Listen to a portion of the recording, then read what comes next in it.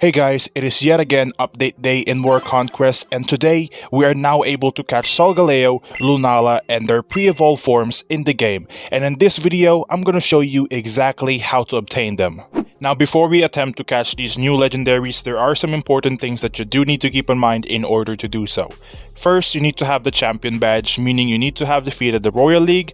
Second, you need to have caught the creation trio, and finally you need to have obtained the prison bottle. In this video, I'll provide you with everything you need. First, I'll show you how to catch the Creation Trio and Arceus, then how to get the Prison Bottle, and finally, the highlight of this update, the Light Duo Solgaleo and Lunala. If you already got the Creation Trio, I'll put a timestamp on the screen that you can skip to, and then just proceed to the next step of the video. Alright, let's begin with the Creation Trio. First, fly over to Roria City and make sure you have a Pokemon with Rock Smash in your party. Then head over to the Desert Catacombs located in Route 11.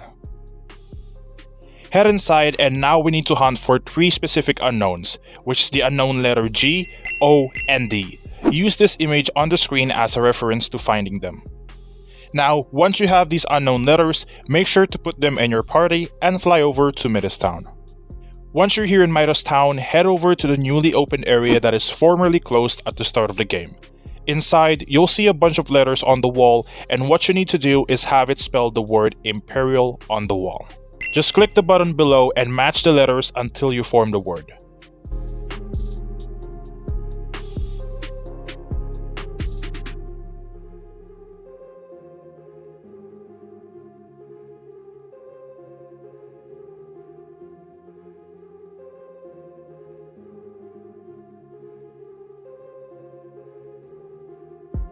You'll know you've done it correctly when they start glowing and the NPC tells you to stand at the center of the star-shaped thing, which will unlock the Imperial Hall.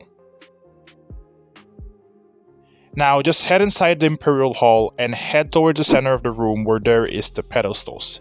On your way there, you'll be chatting with Tess, and afterwards, you just need to collect the 3 orbs on the pedestals. Once you have collected the 3 orbs, head back to the Desert Catacombs.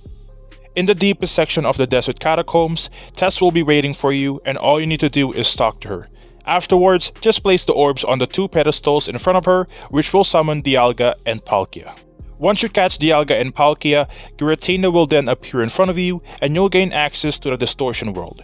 All you need to do is enter it and head deeper inside until you eventually catch Giratina.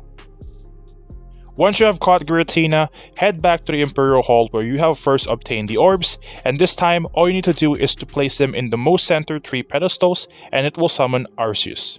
Now that we got Arceus and the Creation Trio, we'll now need the Prison Bottle, which is the last thing we need in order to unlock the Celestial Altar. To get the Prison Bottle, head back to Midas Town and enter your home. Once you're inside, just go upstairs. While doing so, your parents will stop you in order to congratulate you on becoming the champion of Roria. Then, they will give you the Prison Bottle as a reward, and if you didn't know, the Prison Bottle is used to change the forms of Hoopa. Now that we have got the Prison Bottle as well, let's proceed to what we've all been waiting for, Solgaleo and Lunala. First thing we need to do in order to catch them is to fly over to the Royal League. Once you're here, you're gonna need to make your way towards Sector 2 of the Victory Road, where you can find the entrance to the Celestial Altar. If you don't know where that is, of course, you can just follow me.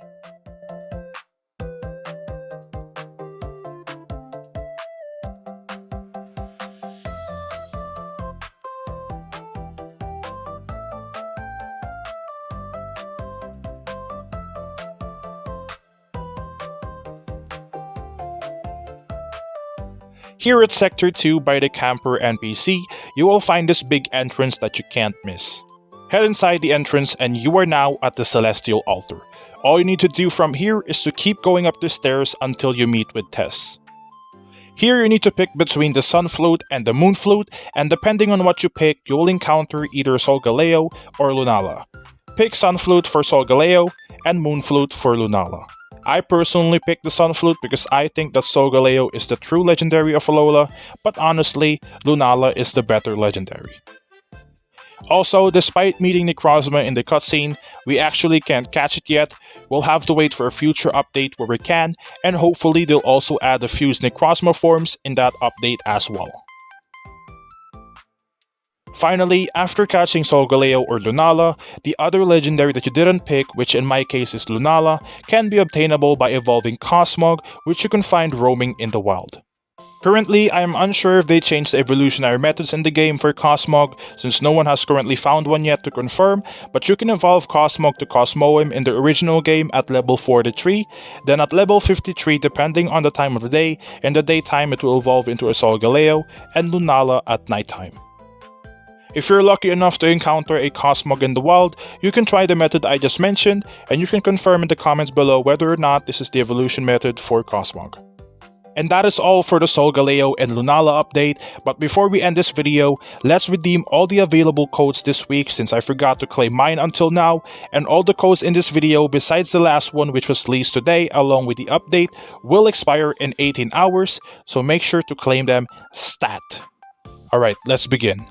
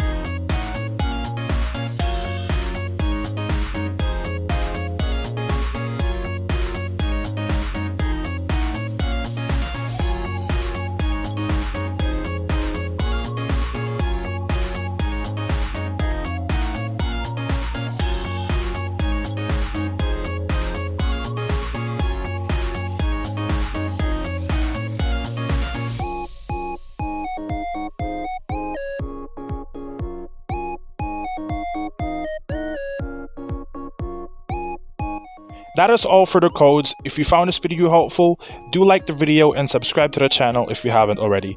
And also, hit that bell down below so you can be notified for all of my videos in the future. Thank you, and I'll see you in the next one. Peace out.